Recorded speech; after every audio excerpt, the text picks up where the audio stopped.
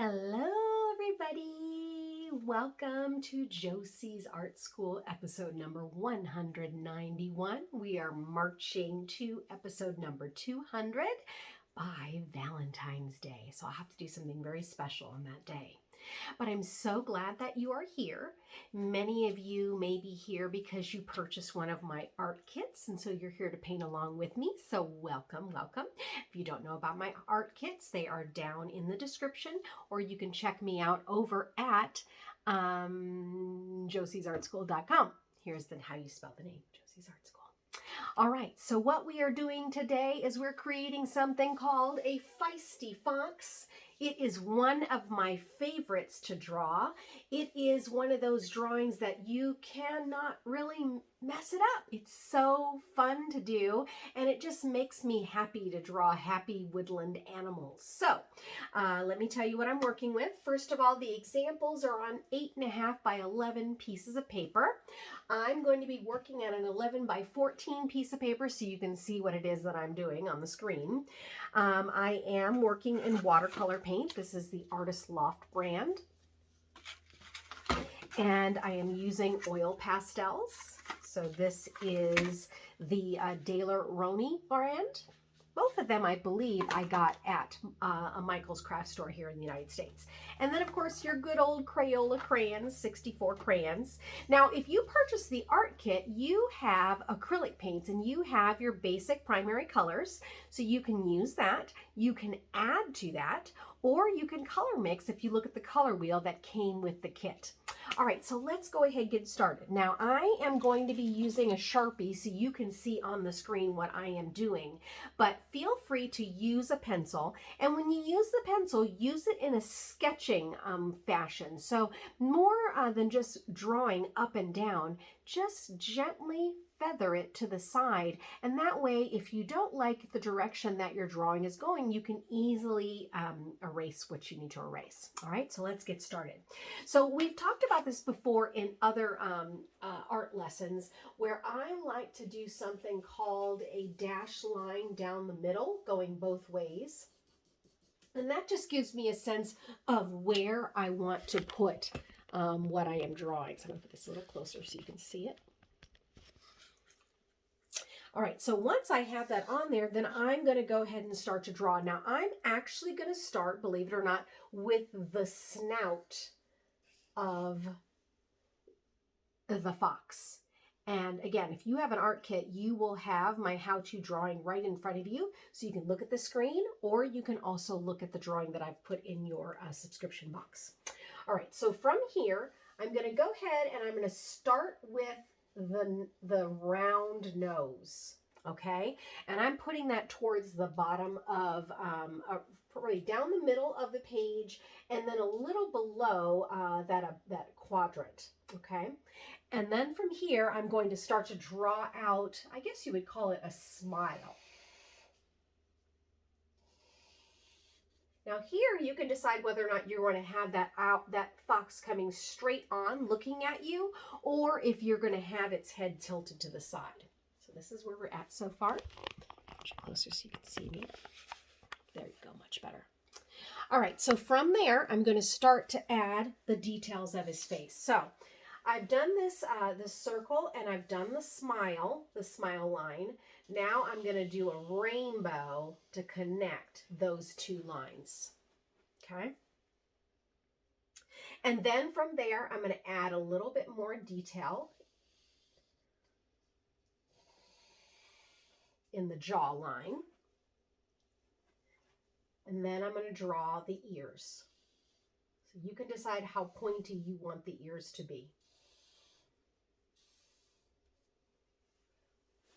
All right, so some of you, as I'm doing this, I'm thinking of that old song, "What does the fox say?"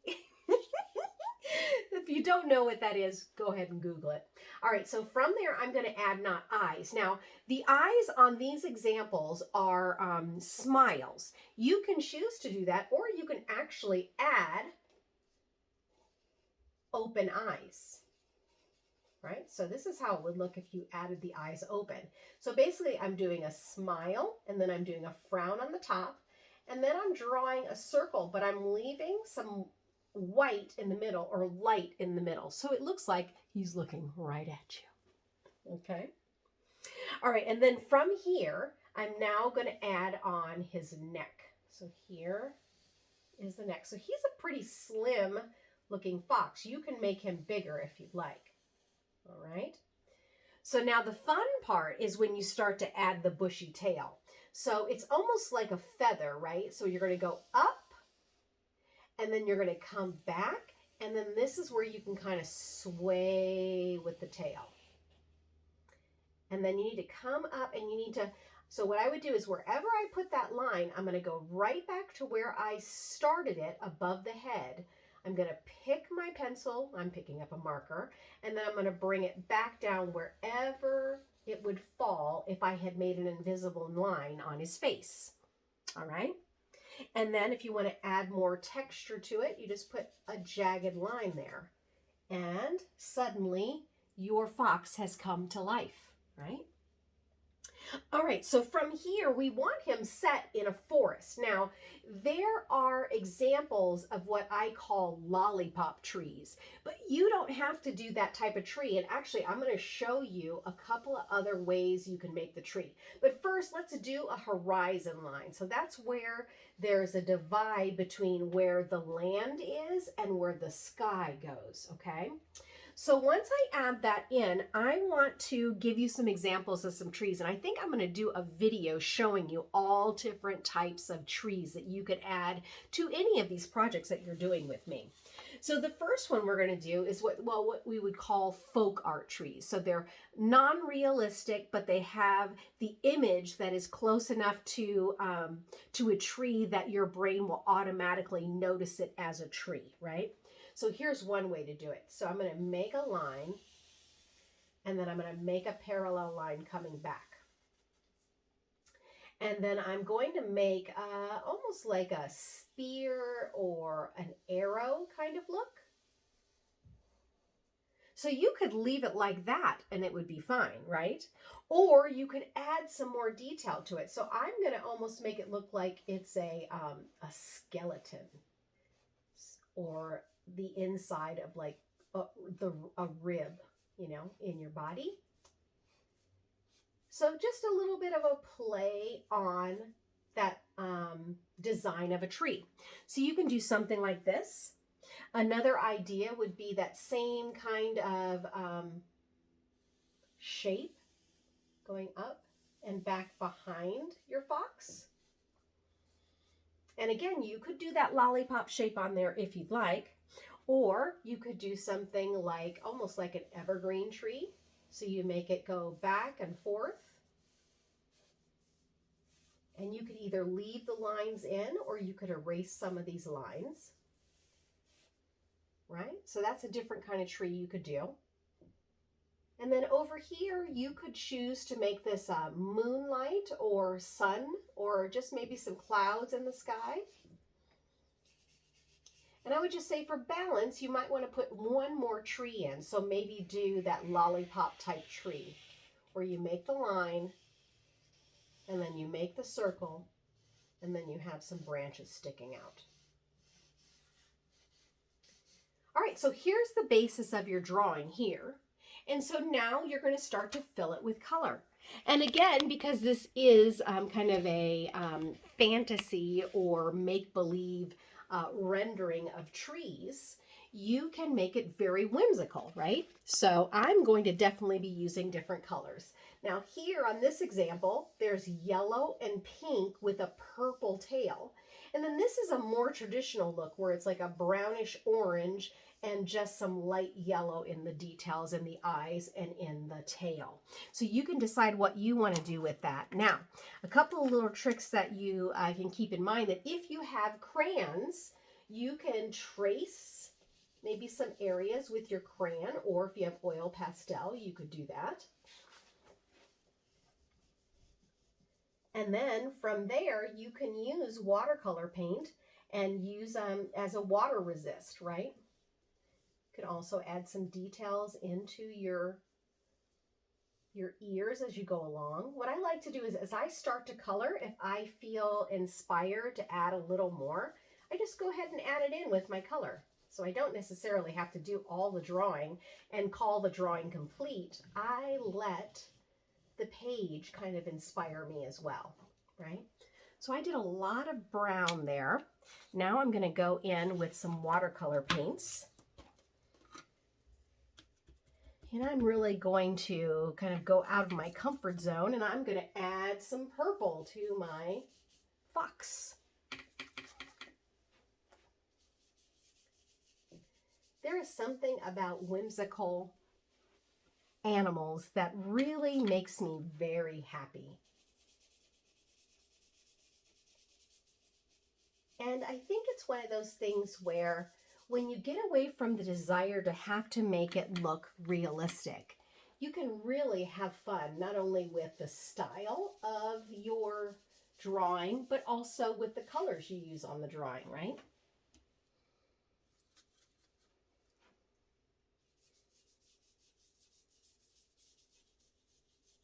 So I'm trying to think about maybe some movies that have a fox prominent in their story. And the one that keeps coming to mind is it called The Fantastic Mr. Fox? And then, of course, there's that fun game called What Time Is It, Mr. Fox, right? So as you can see, I'm just layering on colors as I go along. Not being too particular about where the color needs to go. And then even as I put the watercolor paint on, I can go back in with my oil pastel and almost make this scribbling motion, but it allows for it to have more texture in the look of the coat that the owl or the fox is wearing.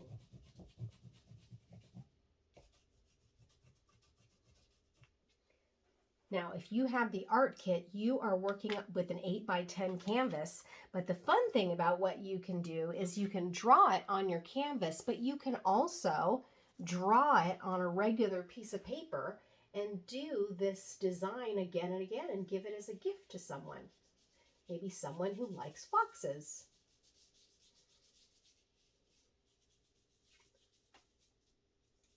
Now, as you're going through, maybe you even want to add more. Maybe you want to add different kinds of animals to your story, or maybe even add more than one fox. Now, here's the trick that I've shared with you before. If you want to kind of see how it looks, rather than looking at it on your table, you want to pick it up and put it in front of you and see where your eye notices something needs to be added. And you don't necessarily have to do it. You can look at that spot and go, I've decided not to add anything there. And that's totally fine. All right, so I'm going to start to add some color to the sky.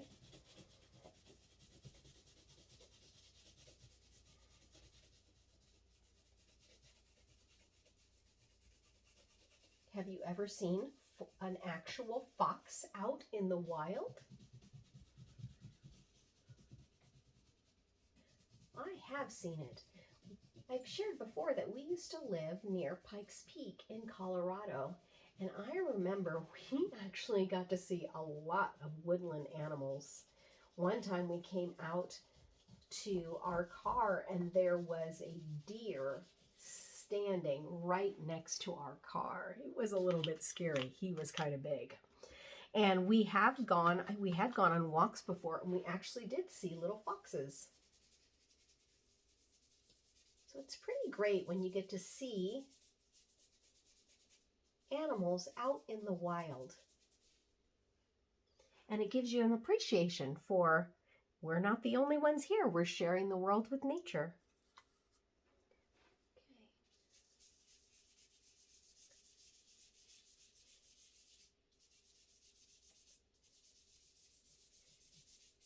I kind of want to make this look like a mountainous area. What about you? What are your choices with your colors and why you're making those choices. I could even possibly do something like desert landscaping, because I do live in Arizona. Although I haven't seen a fox here in Arizona, I have seen wolves out in the wild. And coyotes, I should say. They're very prevalent where we live. Right. I think I want to add a little bit more green. Now, for those of you who need a little review for your primary and your secondary colors, there's a color wheel in your kit, but you can also look at my website and print one off so that you can have it right next to you while you're watching the video. Anytime you might be a little bit stuck about which primary and secondary colors to mix together to get your desired effect.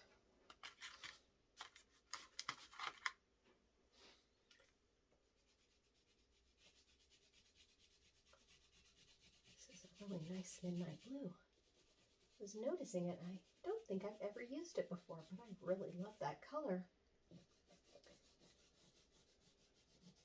So as you can see, as I just play with the colors, just pick them up and add them in, just makes the whole drawing come together. So you take a simple drawing like this, but then you can really get very adventurous with what you're doing. And then before you know it, you've got this beautiful work of art. I know for me, I really look forward to being with you on these videos. Sometimes I'll have a stressful day at work, and I actually do teach a lot of art in person at the school that I'm at.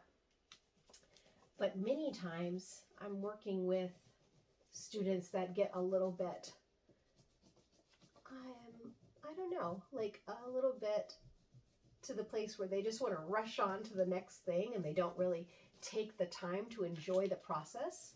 So the good thing about watching a video is that you can decide if you need to go do something else.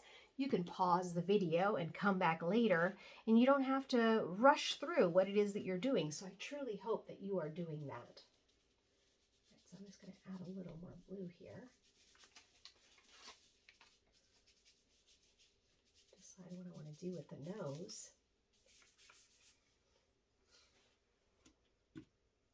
I mean, should I do red?